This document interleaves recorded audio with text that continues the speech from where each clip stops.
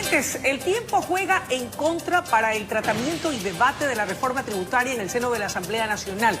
Una propuesta que, sin embargo, genera reacciones encontradas. El Frente Popular, por ejemplo, anuncia movilizaciones por su contenido, el cual definitivamente no terminan de aceptar. Para el análisis hemos invitado esta mañana al economista Fausto Ortiz en su calidad de ex ministro de Finanzas. Qué gusto que nos acompañe, economista, buenos días y bienvenido. ¿Cuál es el problema con esta ley de crecimiento económico? ¿Por qué es que no termina de convencer ni a los actores políticos, ni a los actores sociales, ni a los actores productivos? Sí, gracias por la entrevista, Luisa. Buenos días. Primero, partamos del nombre, ¿no?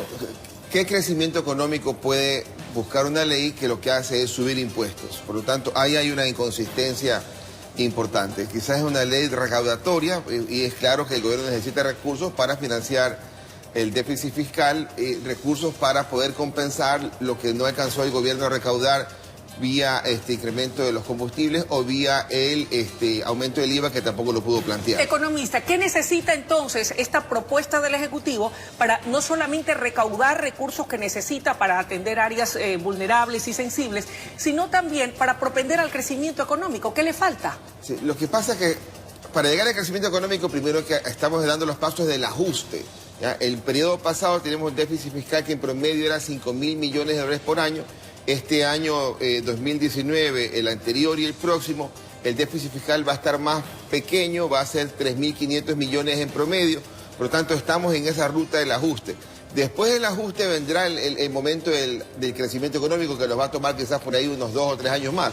Y en ese camino hay que ir creando buenas condiciones. El gobierno dice, vamos a recaudar plata, el sector privado dice, está bien, pero pon también de tu parte, haz el recorte en el gasto corriente que tienes que hacerlo. ¿Y no se lo está haciendo? Y no se está haciendo recorte en el gasto corriente. ¿Qué hay que hacer? ¿Qué se ha hecho en materia de recorte de gasto corriente y qué falta por hacer? ¿O no hemos hecho nada? El plan original que se presentó este año en el mes de marzo era hacer un recorte de 500 millones de dólares en el gasto de personal, que en vez de que sean 9.800 millones, que termine en 9.300.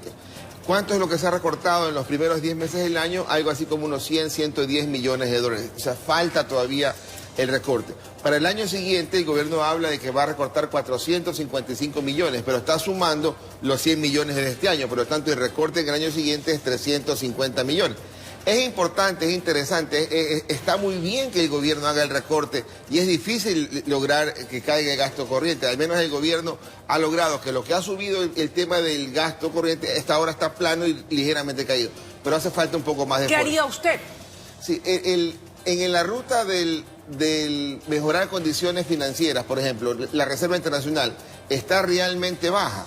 ¿Por qué? Porque el gobierno tiene unas inversiones que han logrado hacer con el Banco Central hace algún tiempo y no le paga todavía, porque todavía no vence. Yo creo que el gobierno hubiera podido tomar unas 2.000 o 3.000 millones de dólares de deuda y decir al Banco Central, dame mis bonos, te los recompro, extinguimos esos bonos, no aumenten el endeudamiento y la Reserva Internacional se incrementa. Y en cuanto al recorte del gasto corriente, si usted fuese el ministro de Finanzas, ¿qué haría usted? Trataría de identificar dónde hay más espacio de recortar el gasto corriente. ¿Y dónde hay, desde lo que puede ver a grosso modo en este momento? Sí, el gran mensaje es que el 80% del gasto corriente se concentra en salud, educación, Fuerzas Armadas. Y ahí como que la gente dice, ahí no hay espacio para recortar. Yo creo que inclusive en esos sectores debe haber espacio para recortar. ¿Y cómo hacerlo sin afectar a aquellos sectores que son esenciales en un país? La educación, la salud y la seguridad. Sí. Es que si que ahí hay exceso de personal, gente que no está cumpliendo su función, que gente que está llenando un puesto solamente, entonces a esa persona habrá que removerla aunque sea de ese sector.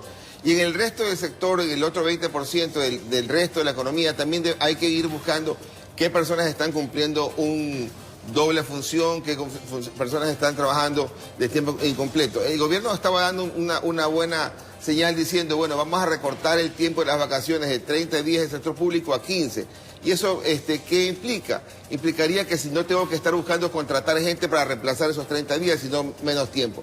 Y hay que ir buscando alternativas en el lado del gasto corriente. No obstante, aquello de reducir o sacar a aquellas personas que de pronto no están justificando su papel o su función en cualquiera de estos sectores, como la salud, como la educación o como el tema de la seguridad, equivale automáticamente a que van a pasar a engrosar las filas de los desempleados. Es decir, solucionamos una cosa pero creamos otro problema. Claro, el tema ¿Cómo es enfrentarlo? ¿a quién le toca? Al sector privado le va a tocar seguir en la tarea de recortar tiendas, recortar gente, o le toca ya al sector público. Es decir, ya el sector privado ha aguantado un poco la caña en los últimos tiempos y creo que el sector privado necesita un alto a esa situación y le toca al sector público. Y para después estar en ese rotar de crisis. ¿Y qué hacemos con esos desempleados del sector público, del sector educativo, del sector de la salud, de la educación y de la seguridad? La gente que sale del sector público no sale sin nada en las manos. Saldrá con una liquidación que el gobierno podrá conseguir financiamiento para lograr. Y podrá ver de qué manera se pueden incorporar al sector productivo, de qué manera se les arma un programa para poder recibirlos en el sector privado, para poder los que tengan vocación de emprendimiento ir hacia allá. Es decir, hay que trabajarlo, hay que empezar a buscar una solución. Al menos también uno podría decir, mira, el sueldo del sector público es más alto que el sector privado. Ya. Entonces pensemos que el nuevo empleado que contrate el sector público, entonces vaya con otras condiciones financieras. Economista, si esta propuesta de reforma tributaria, denominada Ley de Crecimiento Económico, no llegase a conseguir los votos para su archivo, en virtud de que está siendo tan cuestionada y que, según manifiestan, es muy poco aquello que se puede rescatar de positivo de ella, no lo digo yo, lo han dicho algunos de los expositores aquí en este espacio informativo y en otros, ¿cuál va a ser la suerte o el destino económico del Ecuador si esta pasa por el Ministerio de la Ley tal como está? ¿Vamos a lograr ese ansiado crecimiento económico o no? Pareciera que hay consenso de que no puede pasar por el Ministerio de la Ley. Hay una reforma que se está discutiendo, un texto que está excluyendo la parte monetaria para decir, mira, ahí en la parte monetaria es donde más dudas existen, la parte del manejo del Banco Central, si necesita o no necesita el control de la super de bancos. Esa parte parece que hay consenso de dejarla a un lado, que el gobierno luego la vuelva a incorporar para discutirla con más amplitud. Y entonces, la otra opción es que el gobierno, no creo que el gobierno pueda pensar en sacarla. Hay la posibilidad también del archivo, pero supongamos que por un momento que la ruta del archivo. Entonces, ¿cuánto le pega al gobierno? Sí, le pega al gobierno 700 millones de dólares. ¿Eso es suficiente para complicarle la vida al gobierno en el 2020? Mi respuesta es que no. Si uno mira y observa el presupuesto del Estado, hay espacios para hacer recortes para poder compensar esos 700 millones que dejaría de recibir por los tributos. Hay espacio para que el gobierno logre conversar con el sector privado y poder dinamizar. ¿De qué manera? Porque ya no va a haber la eliminación del subsidio, lo van a focalizar. Sí, el subsidio de la gasolina para este año era 4.200 millones de dólares. Terminó en unos 2.500, que es importante la reducción del subsidio entre dos cosas. Uno, la subida de la super y la extra, y dos, la caída del precio internacional del petróleo. Están planteando para el año 2020 un subsidio del tamaño de 1.900 millones de dólares, que es realmente bueno para el país, porque ya es al menos más bajo que el déficit fiscal. Habrá que ver qué pasa en todo caso en la Asamblea y si es que la propuesta pasa o no por el Ministerio de la Ley, o se la divide y se aprueba una parte o se la archiva. Más allá de esas posibilidades, perspectivas económicas para el 2020, ¿cómo visualiza al Ecuador? Sí, estamos en un momento de ajuste donde no hay crecimiento económico. Este es el cuarto año que tenemos un crecimiento económico en promedio por debajo del crecimiento poblacional. En la medida que el gobierno no encuentre forma de controlar su gasto y pasar un mensaje positivo al sector empresarial, nos tocarán por lo menos 2 o 3 años iguales. ¿Cuánto ayuda esta conflictividad en lo político, esta agudeza en mensajes que creo que lejos de procurar ese clima de paz, producen tensión? No sabemos lo que pueda pasar en el escenario de que se produjeran, Dios no permita, nuevas movilizaciones.